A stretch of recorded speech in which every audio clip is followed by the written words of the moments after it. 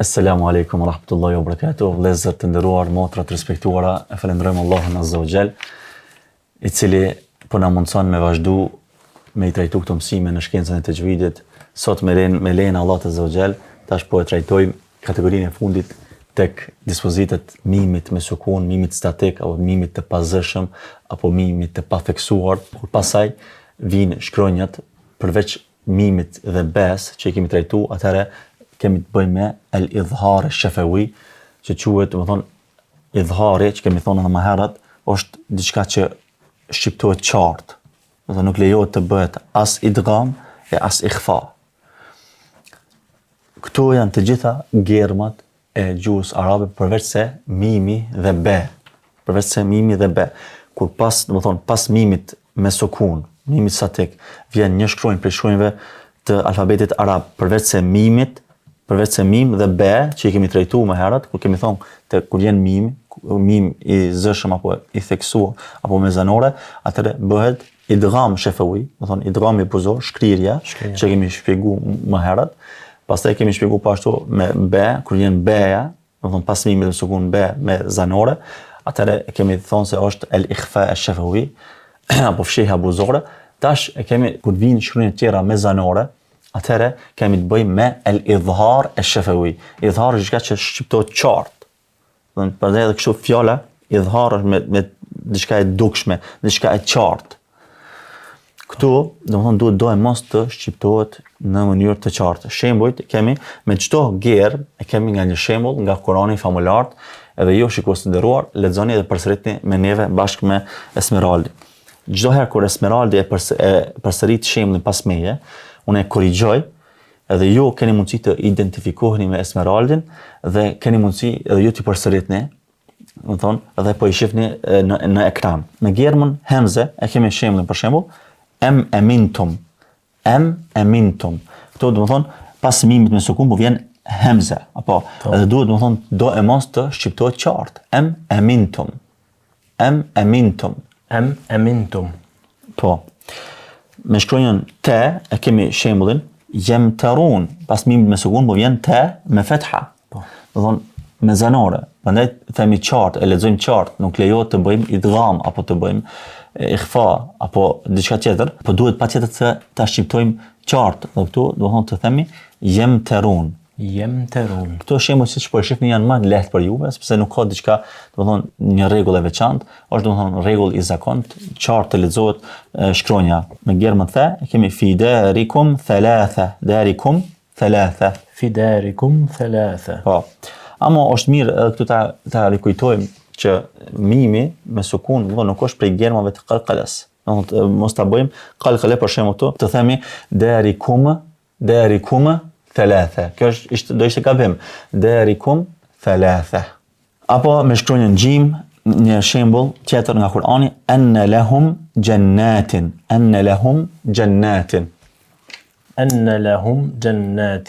Shembulli tjetër, am hasibtum. Po mirë që respektove rregullin e qalqales për shembull këtu të be, hasibtum. Am hasibtum. Em khuliqu, do thonë qartë, po shqiptohet qartë, pas mimit me sukun, e kemi khajen me dhamme, e këtu patjetër do thonë duhet të shqiptohet në këtë formë të qartë, em khuliqu, edhe mimi shqiptohet qartë, edhe khaja, em khuliqu.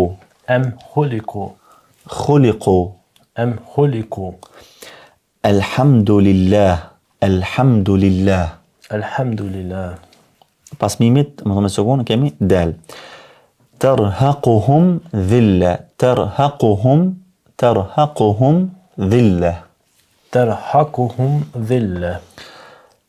Amran. Po pas mimit më thonë me sukun ka ardhur raja, me secilën germ, po e sjell nga një shembull nga Kurani famulart, me germën zej e kemi illa ramza. Me germën sin tumsuna.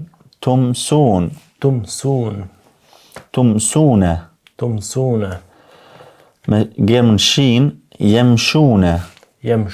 Do thonë duhet të shqiptohet qartë, prandaj është edhe rregulli shumë I lehtë, edhe për juve, do të thonë qysh e lexoni, e shqiptoni dhe nuk keni nevojë të bëni asnjë ndryshim. Wa hum saghirun. Wa hum saghirun. Wa hum saghirun. Me gjermën dad e kemi wamdu. Wamdu. Shembull tjetër wa amtarna, me shkruajnë ta e kemi wa amtarna. Wa amtarna. Me gjermën dha. Wa dhalikum dhannukum. Wa dhalikum dhannukum. Wa dhalikum dhannukum. وذلكم ظنكم. Pas mimit, me sukun, po kemi dhaën me fetha, ama këtu e lexojmë qartë. Edhe sikur se tek shkruajnë tjera e lexojmë këtu po ashtu e qartë. Me shkruajnë ain e kemi wa am'aahum.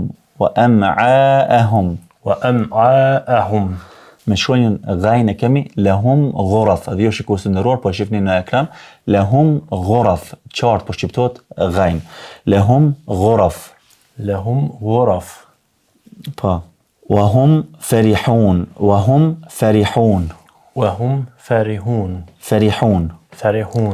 Po e lexoni qartë këtu. Te qafi am qawmu tubba.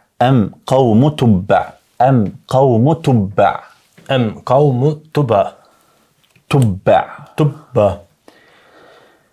إنهم كانوا. تكشونا كاف. إنهم كانوا. Pas mimit me sukun po vjen kaf me fetha.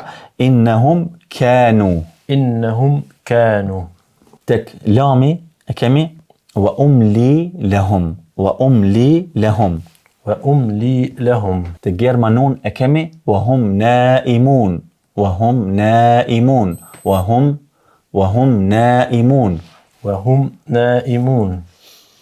Tek gjerma ha e kemi yamhadun. A këto qartë po do të shqiptohet mimi edhe haja. Do mimi me sukun dhe pastaj haja me zanore. Yamhadun. Tek gjerma waw e kemi amwata. Tek gjerma ja e kemi walam yusirru. Po mirë. Këto ishin pra disa shembuj, vetëm se prej secilës gjerm kemi sjell nga një shembull, padyshim se ka edhe shembuj tjerë. Çdo herë kur vjen mimi me sukun, edhe pas tyre nuk vjen as be, as mim, e dini qartë se është rregulli i idharit. Nuk duhet të shqiptohet qartë, edhe mimi, edhe gjerma që pason. Ju këshilloj që shembujt të përsëritni edhe të merrni si mostër për shembuj tjerë që janë identik, do të thonë me këtë rregull.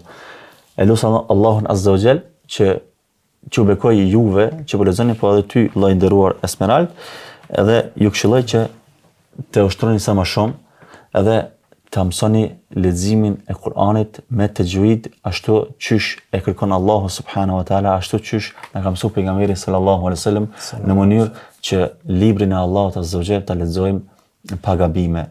Walhamdulillahi rabbil alamin wa sallallahu sallam wa baraka ala nabina Muhammad wa ala alihi wa sahbihi wa sallam tasliman katira. Wassalamu alaikum wa rahmatullahi wa barakatuh.